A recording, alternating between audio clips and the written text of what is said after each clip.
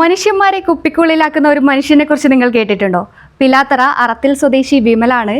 Glass ബോട്ടിലിനുള്ളിൽ ചിത്രങ്ങൾ വരച്ചാണ് അദ്ദേഹം ശ്രദ്ധേയമാകുന്നത്. ഇതാണ് ഞാൻ പറഞ്ഞ ആ വിമൽ. എങ്ങനെയാണ് ഈ ഒരു കോൺസെപ്റ്റിലേക്ക് എത്തിച്ചേർന്നത്? കൊറോണ സമയത്ത് ഒരു ഐഡിയ തോന്നിയാണ്. വെറുതെ ഇരിക്കുന്ന സമയത്ത് ഇങ്ങനെ ചെയ്തിട്ട് പിന്നെ അതിലൊക്കെ തന്നെ ഇറങ്ങി. നോർമലി ഗ്ലാസ് ബോട്ടിലാട്ടൊക്കെ ഗ്ലാസിൻ്റെ പുറമെയാണ് വരയ്ക്കുന്നത്. ഇത് അകത്ത് വരയ്ക്കുമ്പോൾ ബുദ്ധിമുട്ടല്ലേ? ഒന്ന് തെറ്റിപ്പോയിട്ടുണ്ടെങ്കിൽ പിന്നെ എന്താ ചെയ്യുക? തെറ്റിയുള്ള ബോട്ടിലങ്ങ് മാറ്റും. അപ്പം അത്രയും ടൈം എടുത്തിട്ട് വേണം ഓരോ വർക്കും ചെയ്യണമെങ്കിൽ. ഒരു 5-6 മണിക്കൂർ ഞാൻ ഇരുന്നിട്ടാണ് ചെയ്യാറ്.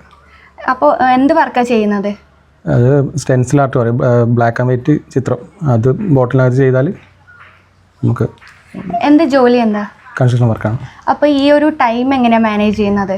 ഫ്രീ ടൈം സൺഡേസ് ലീവ് ദിവസവും അതേപോലെ വർക്ക് കഴിഞ്ഞ് വന്നാലുള്ള സമയം.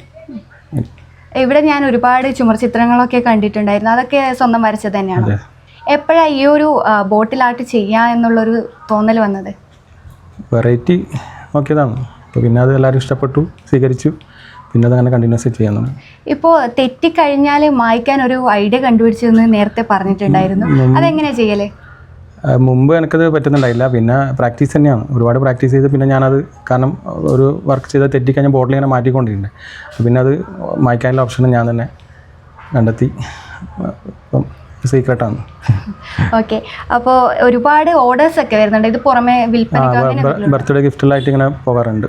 അങ്ങനെയൊക്കെ ചെയ്യാറുണ്ട്.